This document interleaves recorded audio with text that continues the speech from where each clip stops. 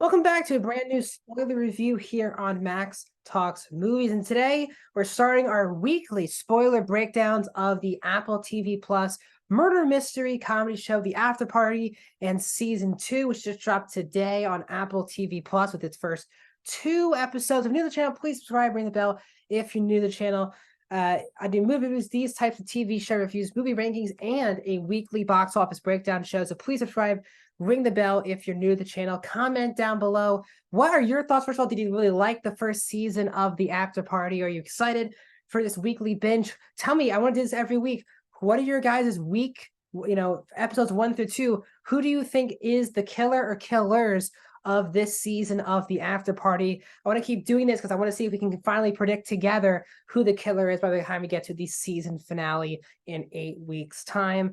Please like the video, the thumbs up button. That's how you support this channel. So I was really debating when I was watching the episodes last night if I should do week-to-week reviews on it. And even if tons of people aren't watching it, I really want to do it because I have so much thoughts on The Afterparty.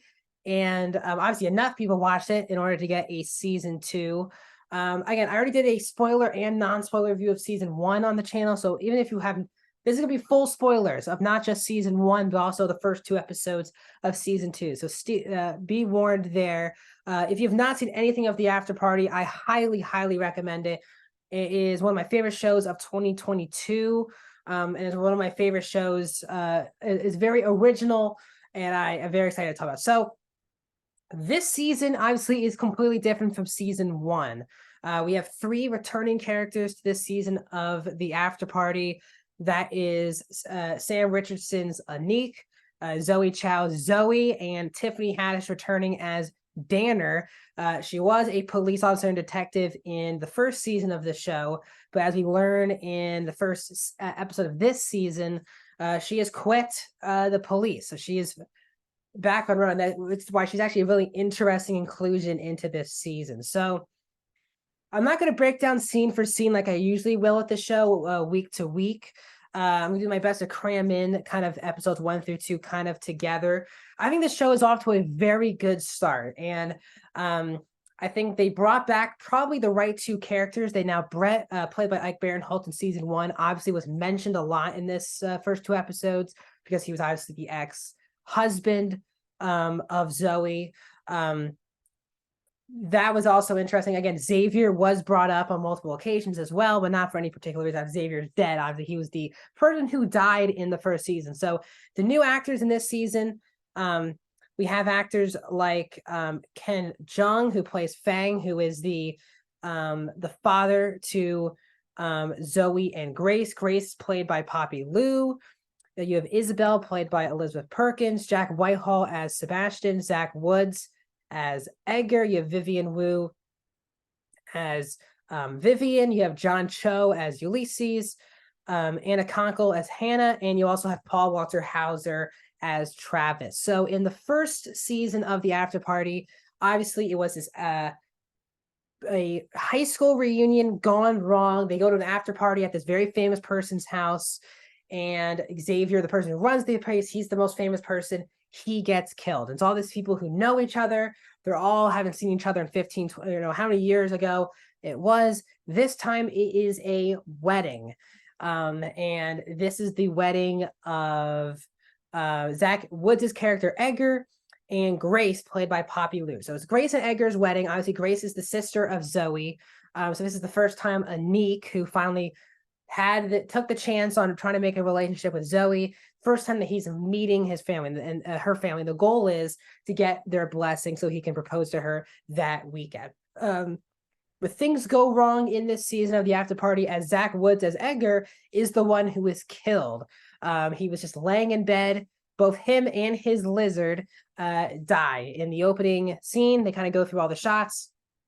So overall, I really enjoyed the first episode. Now, very similar to the first episode of season 1, this is from Anik's point of view. Again, the first episode of the, in season 1 of The Afterparty, all the episodes were character names because they each had their own story, their own genre, which is why this show is so special to me. And this season is no different. We're going to get all the characters in the mix. And that is why we got Anik 2, the sequel, which is basically a rom-com version of what happened. Anik was messing everything up, driving his car into his future father-in-law's car, played by Ken Jeong, spitting cow's milk all over his future mother-in-law, Vivian, saying that he likes kissing hands to Sebastian. He messed up a lot, even like picking up Fang's family, and he brought up these 4 people, and it's not their family. And Sebastian came in and said that Anik was a total mess during this entire wedding weekend. But it was really good. Again, Anik is someone that you can really root for. Yes, he messes up, and I think sometimes the show goes a bit too over the top with the amount of things that Anik continues to mess up. But Sam Richardson is excellent in the leading role. He's an excellent lead character, and it's so hard just not to root for him. He's an easily likable character who's in a very likable relationship with Zoe, who's just as likable. But you really see the real side of Zoe. She's in a lot of moods in the first season, with Brett having to be stuck with her during this whole investigation, and having her own kid be at the investigation. And now this time she's stressing because she believes that her sister is marrying the wrong person. Is that her whole point is that Grace is just so in love with being in love, and not the fact that she's actually, that Edgar is actually making her happy. Edgar's this kind of uptight, awkward, weird tech guy. And they clearly don't match. I don't think that's why she doesn't think they work together. Now, as I said, we end the episode. After we go through all of Anik's stuff, we see John Cho's very theatrical Ulysses. Also, Paul Walter Hauser plays Travis, who also steals a lot of the scenes in the first 2 episodes. He plays one of Grace's exes, who does get invited to the wedding, out of pity to Grace, to show her exes that she got married. And Travis was actually the one of the exes who did not read between the lines and actually showed up to the wedding itself. He's definitely a wild card into the mix. Now, we ended the first episode with Danner being brought in by Anik, because they do not want to call the police. They do not need to be a police investigation. They want to figure it out themselves. And it works out that Danner is now no longer a cop. So she's the perfect person to do this. And not just is she going to do it, we end the first episode with the cliffhanger that Anik told Danner, right as Danner walks into the estate, that Anik saw Grace put something into Edgar's drink before they went upstairs or earlier in the night. And obviously Anik's implying that Grace drugged her husband to die, because he wasn't killed. He didn't fall off a roof like Xavier did in the first season. So we end the first season with that cliffhanger. We start the second episode. Before we get into the whole genre thing, Anik is doing the investigating now with Danner, because Danner needed help from Anik. Anik and Danner co-solved the mystery of the first season. Danner had an opinion, but again, Anik started to realize that it was obviously Ben Schwartz as Jasper, who's the one who did the murder in the first season, but that was both of them together figuring that out. So Danner does not want to do this without Anik being there. And then Zoe, obviously, and the first person they're going to interrogate, of course, because of what Anik said, is Grace. Zoe wants to be in the talking as well. So I thought that was very interesting, that you have Anik, who's trying to question his future sister-in-law. Zoe's in there. They're all talking to each other. So I guess the genre that they kind of go for is kind of a period piece. It felt very like Dickinson, which was an Apple TV Plus show that I reviewed all the seasons of on this channel, where it's kind of a 1900s, early 1800s, 1900s piece, with a lot of course, new things thrown in there.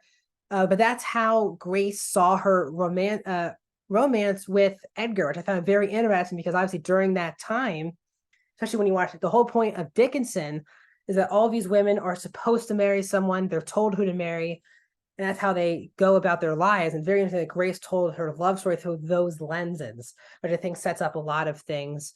But her and Edgar generally did have a good start to their romance, but things, again, really started to hit the fan with Edgar being so addicted to his thing, trying to live to like 140 years old. Every time Grace wants to hang out with him, he's like, don't worry. Once we get this thing figured out, we can spend our whole lifetime together. But this then sets up the wedding day.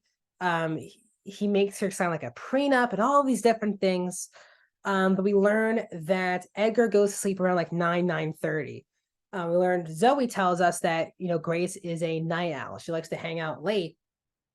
And in order for Grace to, Edgar at like 9:00, the wedding after part like just started. He's like, everyone needs to go home. And she's like, one more drink. And he goes along with it. But she puts Adderall in his drink so he can stay up more. So that's from her perspective. Again, that's the whole point of the show, is you're gonna get all these different genres. If it's a comedy, if it's a drama, if it's a horror movie, if it's a different time period, but you also can never tell who's the one actually telling the right story. And that is the whole point of the show. Everyone who is currently in this investigation will all be talked to by Danner, and it looks like Anik now in this season. And you're going to hear all of the different perspectives. And as Anik and Danner interview Grace specifically, Zoe and Travis go in to investigate the dead body. Does not look very good that they did that, but obviously there's no rules now because Danner's not a cop, so she's not going to do anything to them. But Zoe is just trying to make sure that Grace is out of the woods, that she clearly did not do it. And that is Anik's kind of why he also wants to help out, is that he is trying his hardest to clear Grace. And that was the whole thing with him and Danner when he was like, she's like, we're going to find the murderer, this, that. And he's like, we're going to do everything we can to make sure Grace is the killer. And they're like, he's like, we're on the same page. I found this show to be very funny in the first 2 episodes, especially Edgar, played by Zach Woods, and Paul Walter Hauser as Travis. Those two for me were scene stealing. Edgar was hilarious in the show. So is also Ulysses, played by John Cho, very funny. But again, Anik, Zoe, they're great. And I really liked Poppy Lou's Grace. She was a very likable character, very similar to Zoe, but she's a very different person from Zoe. She has a lot else going on. Also, you have Hannah, played by Anna Conkle, who is Edgar's adopted sister. And that was kind of my bold prediction. We're going to end each episode with my new take on who I think the killers are. And after 2 episodes of the show, again, this is so far. Again, even the first season was 8 episodes. This season's 10 episodes, so we have 8 more episodes to go. So far, after, again, this is on YouTube. If this actually happens, I'll be really happy with it. I could obviously change my thoughts on who the killer or killers are each week. That's the whole point of doing this weekly here on the channel. But as of now, I do think there are 2 killers at play. I do think that Grace is one of the killers, and I also think Grace is a killer with Hannah. I think there's 2 killers this season, and based on the first 2 episodes, that's how I feel. I think it's Hannah, and I think it's Grace.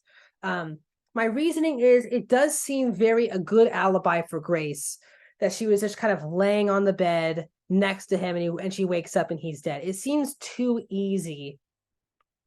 Just that she put him in bed, she fell asleep, couldn't hear anything, and he just dies. Now, obviously, that's a stretch, but it looked like to me that Grace, at least from this perspective, Hannah, based on the episode 2, seemed to generally not just want to be friends with Grace, but I think Hannah likes Grace in a romantic way.